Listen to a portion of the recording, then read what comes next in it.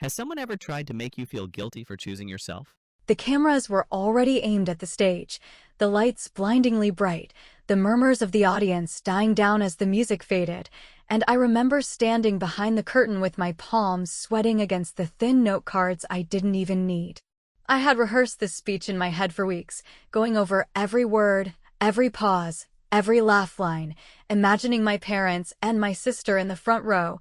finally looking at me with the pride they had always reserved for Hannah. But when I peeked out just minutes before walking on, the seats reserved for Family of Honoree were perfectly aligned, immaculately empty, and almost glowing with absence. That row said more about my life than any speech I could have prepared.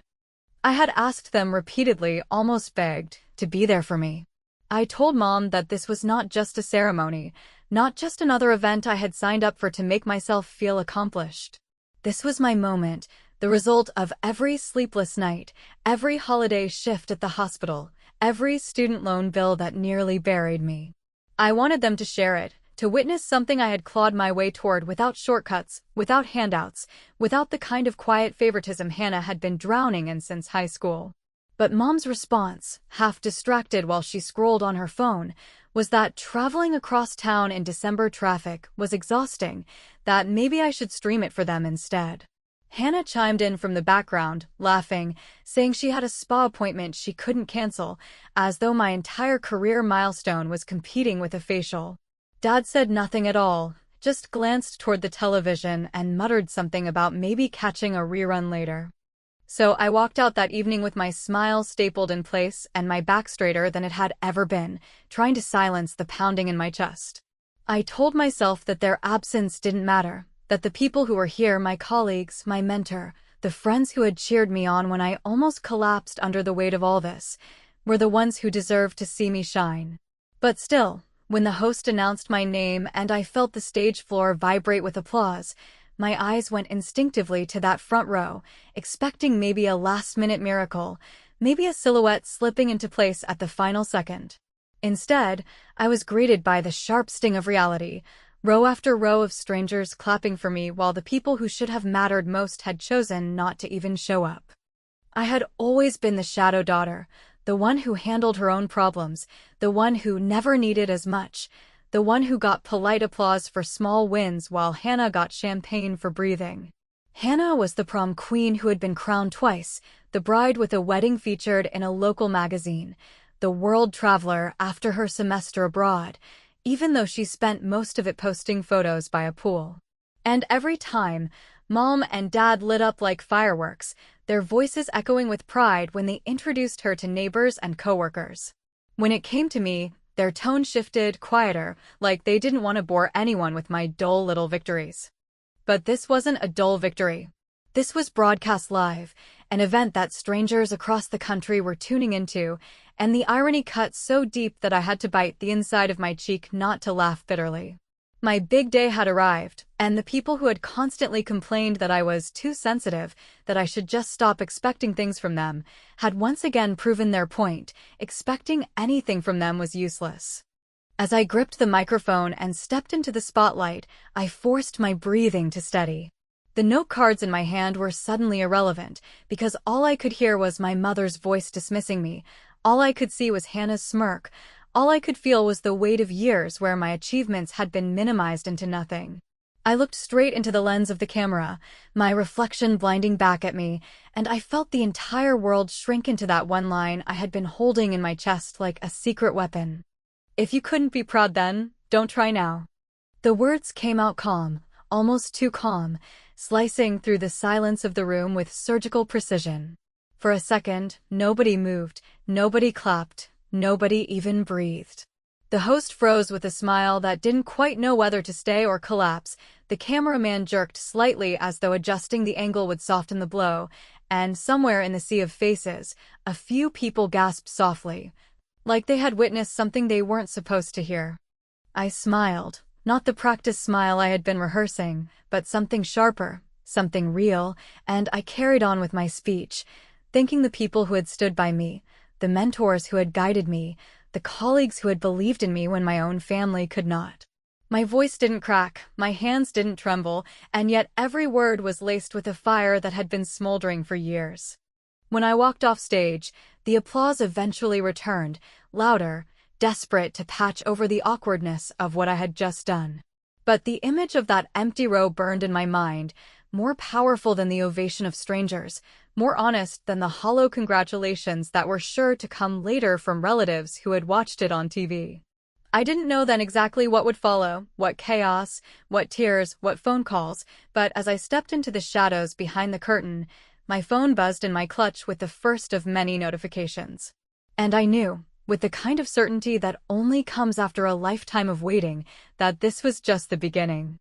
Backstage smelled like hairspray and fear and the residue of 1,000 other nights where people tried to look braver than they felt. And while the applause rolled over the stage like warm surf, I leaned against a rack of black blazers and steadied myself with the stubborn knowledge that I had not misread the map of my own life. That the empty row was not a misunderstanding or a traffic snarl or a last-minute headache, but the neat, well-lit proof of a pattern I had been tripping over since childhood. Whenever a holiday, a recital, a presentation, or a promotion dared to orbit anywhere outside the gravitational pull of my sister's needs and my mother's preferences, I scrolled my phone the way a medic checks a pulse and watched the little previews stack like cards, each message a different flavor of the same old thing. My mother's first text using a flurry of soft words to cushion a hard truth about being tired and saving energy for the weekend. My father's single line promising to watch a recording if I sent a link. Hannah's breezy excuse about a spa appointment that took the exact spot where even a cheap seat in the back row could have been, followed by an eye-roll emoji I refused to dignify with a response even in the privacy of my skull. I had not told anyone this, not even the friend who fixed my eyeliner when my hands shook earlier. But during the dressing room hours before the show, I began conducting a quiet inventory of all the small ways I had been taught to swallow my joy until it became an invisible meal that never filled me, and as that list unspoolled, every missed birthday dinner that morphed into a celebration for someone else, every lecture about humility delivered right after my sister posted a photo of her newest handbag, every budget talk where support for me became a moral hazard while indulgence for her became an investment in potential, I felt something very old and very patient inside me decide to stop apologizing for wanting witnesses. The ridiculous part, the part that would probably make strangers laugh if I told them in a safer room, is that I still packed a little hope into my purse when I left the house. A private superstition that perhaps a traffic light would turn in their favor or a conscience would stir or a memory of all the times I showed up for them would pinch hard enough to change their minds at the last minute. Hope, as usual, misread the calendar. A production assistant with a headset tucked me into a hallway just off stage and handed me water, and while he talked through the order of presenters, I pretended to listen and instead studied a photograph a colleague had texted from the audience. The image framed perfectly so that the placard's reading family of honoree gleamed like little tombstones in the wash of stage light. Each name played a polite lie because the people it labeled had chosen to be elsewhere. I zoomed in and felt a laugh rising that did not sound kind, and because I am not made of stone and because there is a part of me that still believes in theater as a revenge that leaves no bruises, I opened my notes app and typed a caption that had been knocking at the back of my teeth since I saw those chairs during rehearsal, reserved for excuses, and then I did a small, mean, exquisitely honest thing that tasted like freedom on my tongue. I sent the photo with that caption to the family group thread where birthdays had once lived, and I copied it to the handful of relatives and old neighbors my mother always curated like a museum wall when she wanted praise for our family. And, because I am not an idiot, I also sent it to myself and to my mentor and to the colleague sitting in the third row so the provenance would never be in doubt when the denials started flying later. The read receipts popped up with comedic timing that would have killed in a writer's room. Hannah first, then my mother, then my father's phone registering a red and immediately switching to do not disturb as if those words could shield him from the arithmetic of absence. And for a long heartbeat nothing else happened, which is to say everything happened, because silence in a thread like ours is not the absence of speech, but the presence of strategy. While they compose their responses or rehearse their tones, I let memory stage its own montage. The time I covered a rent shortfall for Hannah and never saw the money again because my mother called it sisterly love. The weekend I helped my father rewrite a presentation, and he later thanked my mother in front of everyone because she brought him coffee. The way I learned to announce my achievements quietly so they would not disrupt the household weather. All of it threading through me until the fear I brought into the building had nowhere left to sit. I looked up, saw my face in a monitor, and told the version of myself who still waited for permission that she could leave the building if she wanted, because the woman about to walk onto that stage had run out of room for brand-managed grace. When the messages finally arrived, they came in the familiar chorus, my mother leading with wounded dignity and an accusation about public humiliation, my father asking me to call so we could discuss this like adults. Hannah snapping that I always made myself the victim and that no one owed me a standing ovation, but I was already past the point where those notes could tune me, and I answered them with a single action that felt both surgical and generous in its clarity. I forwarded the thread, along with the photo of the empty row and the timestamps that proved exactly where everyone's priorities had been, to the small circle of people who had actually carried me. My boss who wrote my recommendation when I doubted I deserved it, the nurse who swapped shifts so I could finish a paper, the neighbor who watered my plants when I worked late, and I attached a simple line that said, "This is who showed up."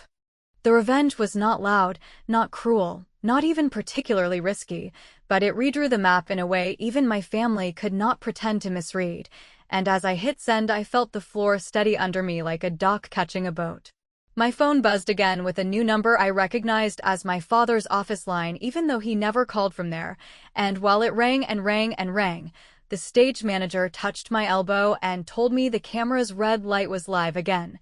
Which is how I stepped back into the glare knowing that every word I was about to say would land in a house I had just, finally, stopped furnishing for people who never planned to live there.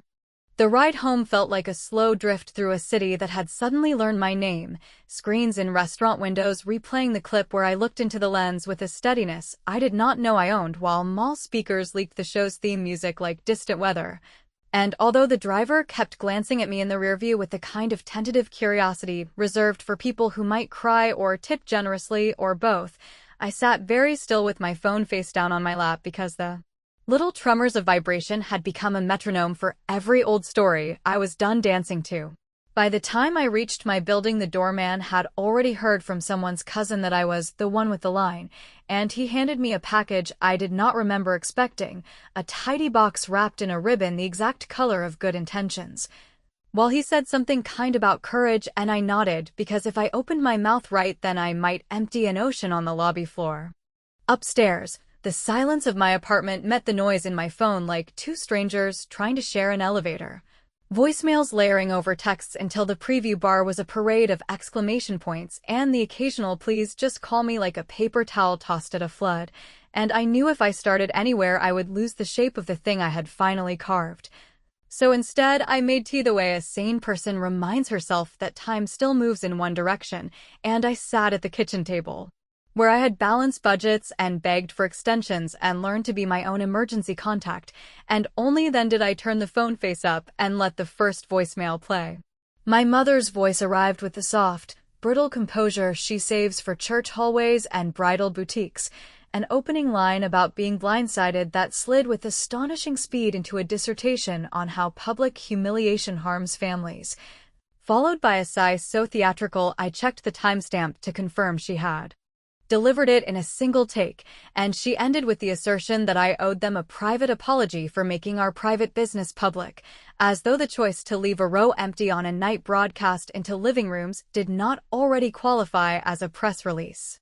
My father's message tried a different key, a gentler register full of careful pauses, and the phrase, "let's be reasonable," doing heavy lifting. And, because pretty words cannot erase arithmetic, I watched the little time counter on the screen tick toward the end without once hearing the word proud attached to me, only to the idea of us, which is a word that has always arrived just in time to excuse them from naming what they refuse to do. Hannah went last on the first round, her voice sharp and fast as a kitchen blender, accusing me of staging a performance because I wanted attention, insisting that grown women do not need fan clubs to validate them. And she added a casual line about how mom had been tired and dad had been busy and surely I could have found grace, a word that in our house has always meant the ability to swallow what stings without flinching in public. I played each message twice, then I played the last minute of my speech again with the volume low, and somewhere between my calm and their alarms I felt the needle in my chest stop vibrating with the memory of old guilt. I opened my laptop not because I needed an audience, but because I wanted a record, the kind of clean ledger no one could later blur with nostalgia, and I drafted a post with the photo of the empty row that a colleague had sent earlier. The placards shining like polite lies under stage light, and I wrote a note addressed to the people who had actually carried me, naming them with gratitude so specific it could not be mistaken for a subtweet, and then I added a final line that had been assembling itself since I saw those chairs during rehearsal, a line that felt like more than a comeback, something like a door I intended to keep open for people I will never meet. Tonight, I'm starting a small fund for students and first-year nurses who have to clap for themselves. Because sometimes the people who should sit in your front row stay home, and it helps to know someone else sees you.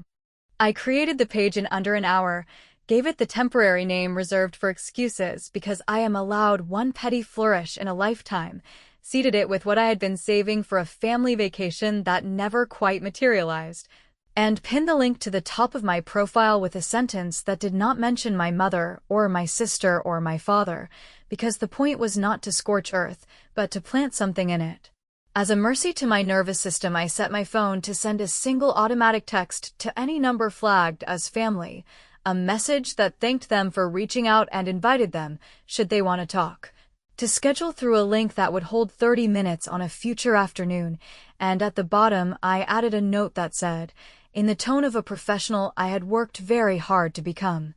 that any conversation about hurt would begin after a donation of any size to the fund, not because I wanted their money, but because I wanted them to understand that attention could be decanted into something other than another round of explanations. Within minutes, the donation page chirped its first alert, a name I did not recognize, followed by a short note that almost made me cry over my now cold tea, and then a second, and then a third, while the calendar link registered a request from an unlisted number that I suspected was my father's office line wearing a trench coat, and for a second I considered approving it immediately. Then I remembered how many times immediacy had been my enemy, and I let the request sit while I answered emails from strangers who said they saw me, who said they wished they had said something into a camera years ago, who said they were proud, and I let that word finally land on me without flinching. The package from the lobby stared at me from the counter, ribbon glinting like a dare, and when I untied it I found a velvet case holding the sort of delicate necklace my mother always swore would make my shoulders look more feminine, along with a card that read, "For your big night, wish we could have made it." No signatures, no explanation, just a postmark from our suburb and a faint scent of my mother's favorite hand cream that lives on every doorknob she touches. And, because the universe has a sense of humor, my phone lit at that exact moment with a news alert that the clip of my line had become the network's most shared segment of the month. I put the necklace back in its box the way a person sets down a decision she is not yet ready to pick up, and I walked to the window where the city pulsed with a kindness I had not expected to feel. And for a heartbeat, I allowed myself to feel victorious in a way that did not require anyone else's permission. Before the buzzer sounded and the doorman's voice crackled through with an apology for the late hour and the information that a woman had arrived without calling up, a woman insisting she was family and holding a binder fat with printouts and photographs, asking if I would see her right now because she had something to show me that would change what I thought I knew about that empty row. She stood in the vestibule under the yellowed glow of the security light with the sort of posture that belongs to women who have ferried casseroles through funerals and agendas through church committees, a soft-haired, well-pressed figure holding a swollen binder to her chest like an infant, and when I buzzed her up and opened my door, she introduced herself as Diane from the old neighborhood circle, the one that hosted cookie exchanges and crisis interventions with equal enthusiasm, and she explained, with the clipped politeness of someone who has practiced saying something difficult in a mirror, that she had been at my parents' house that afternoon and again after my broadcast, and that she had brought me the paper trail I would need when the versions of events began to sprout legs and learn to run. She crossed my threshold carrying the warm scent of dryer sheets, set the binder on my kitchen table beside the cooling tea, and told me she had printed everything because screens are slippery and arguments live longer when they can be held. Then she opened the cover and the room filled with color ink proof that my empty row had not been an absence misunderstood, but the centerpiece of a story assembled with the care of a wedding scrapbook and the malice of an election flyer. The first plastic sleeve held screenshots from the neighborhood group where my mother had posted a polished paragraph an hour before the ceremony stating that I had asked them not to attend because I could not handle the anxiety of being compared. A line so neatly punctuated that I could hear her tapping the message into her phone with 2 fingers and a smile, and below it were the comments, clucking sympathies and little benedictions about keeping family first, along with Hannah's bright contribution that she had rescheduled a special appointment to honor my boundary and would be cheering from home. Which would have been almost funny if the next sleeve did not contain a forwarded email chain between my mother and the event coordinator in which she requested that the placards reading family of honoree be kept visible because it would look official on camera even if we could not use them, followed by a polite note thanking the coordinator for confirming that the camera shot would include that row for a few beats during the walkout. Diane, who now seemed less like a messenger and more like a medic trying to stop quiet internal bleeding, laid out the pages so that their edges touched like a map of a city I had driven for years without knowing its one-way streets. And she kept saying little things like "I thought you should see" and "this felt wrong in my hands," which I later understood as her way of borrowing my courage so she could carry it back to the people who had decided the simplest lie would always be safer than a complicated truth. There were Venmo screenshots showing transfers labeled "Surprise Watch Party at Hannah's Place," which explained why the first voicemail had been so composed. And there were 2 printouts of an itinerary for a weekend retreat that my mother seemed to be arranging on the timeline of my apology.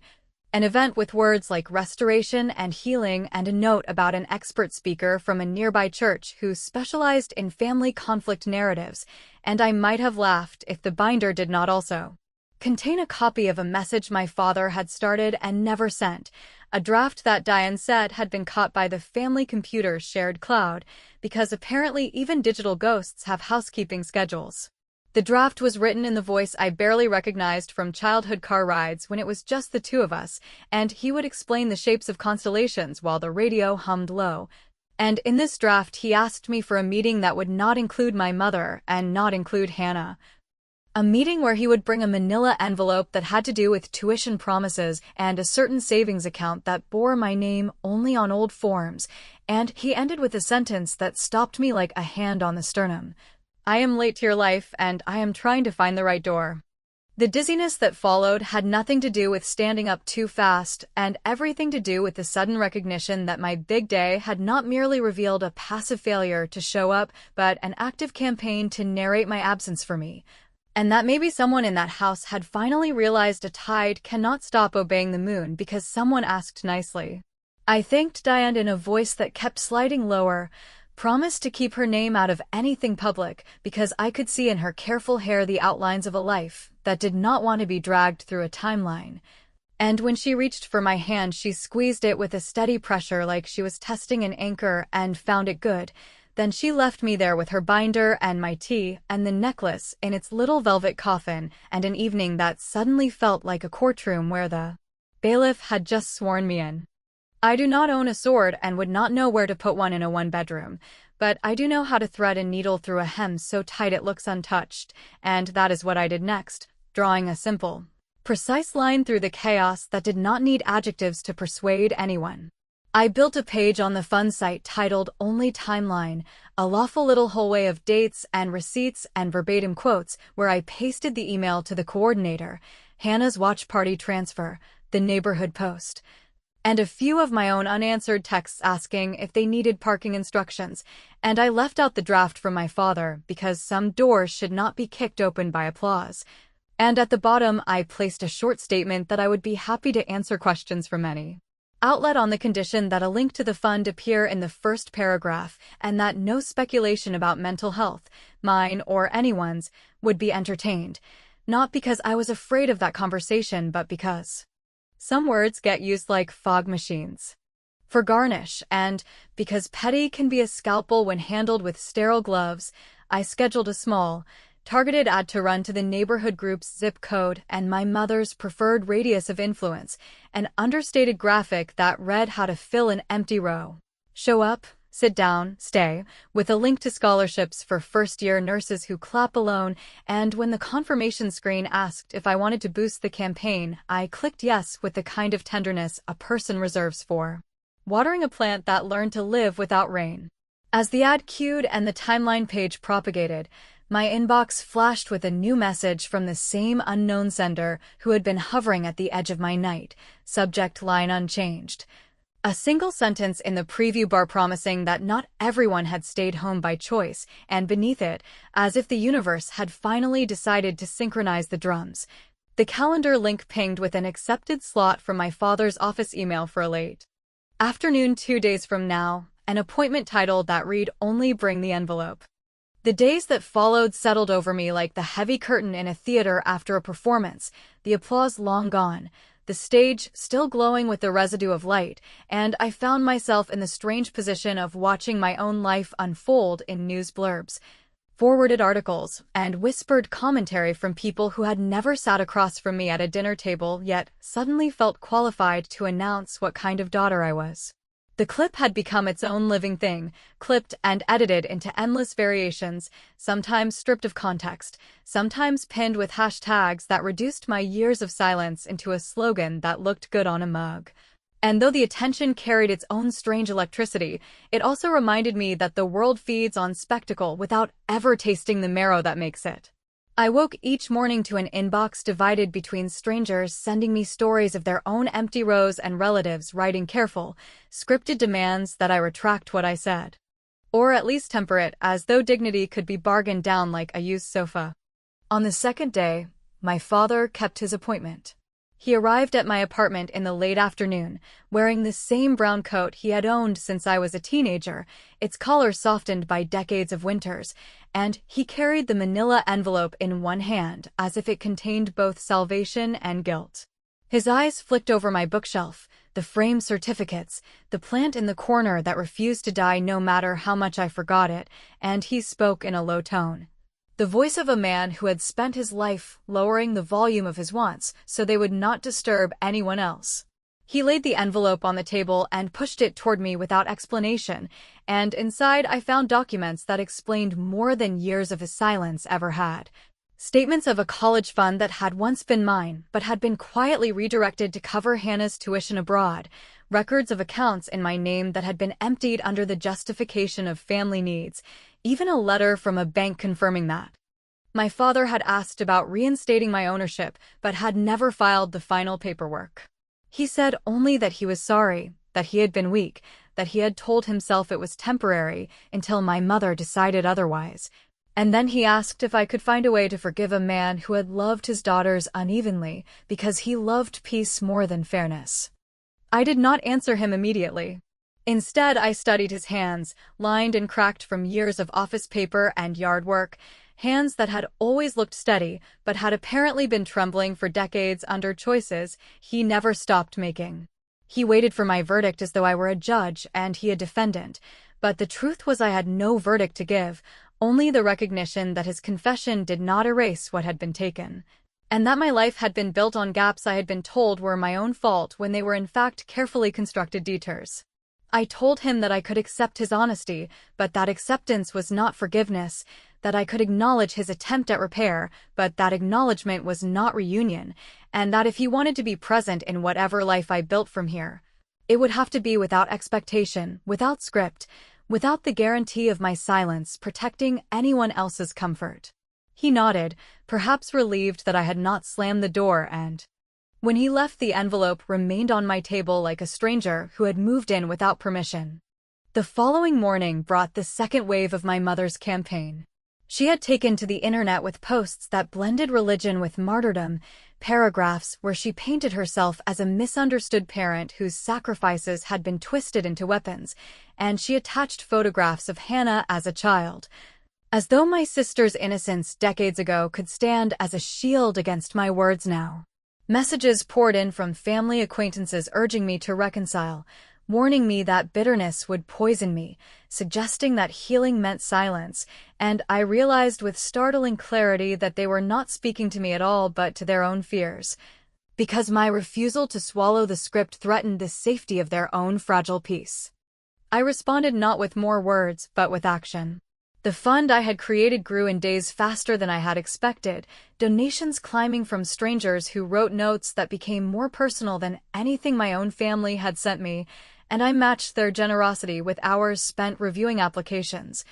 listening to the stories of young nurses and students who wanted nothing more than a seat filled with someone cheering them on. It became my revenge, not loud or bloody but steady and undeniable, proof that love could be rerouted away from those who squandered it and poured into those who needed it. Each acceptance email I sent felt like bricks laid in a house I finally owned, a house with no empty rows, only seats filled by choice. And yet, late at night, when the city dimmed and the noise settled into something like quiet, the question remained. My father's envelope sat under a stack of bills. My mother's posts gathered comments like flies, Hannah's silence hardened into a wall, and I lay awake wondering whether I had burned the last bridge or finally refused to live on one that had been collapsing for years. The subject line from the anonymous sender still hovered in my inbox, unchanged, promising that not everyone had stayed away by choice, and though I could open it with a single tap, I let it remain sealed, a Schrodinger's truth I was not yet ready to measure. Because perhaps the point was not the answer, but the knowledge that for once, I held the power to decide whether I wanted it. The world would move on, I knew that, as it always does when a spectacle fades, but for me the silence that followed the applause would remain, not as an emptiness, but as a kind of space, a clearing where I could finally hear my own voice without interruption. And if someday my family sat across from me again, whether in regret or in justification, I would not look to them for pride, nor for permission, nor for validation. I had spoken into a camera and into a world that could not be unsaid, and that, for the first time in my life, was enough.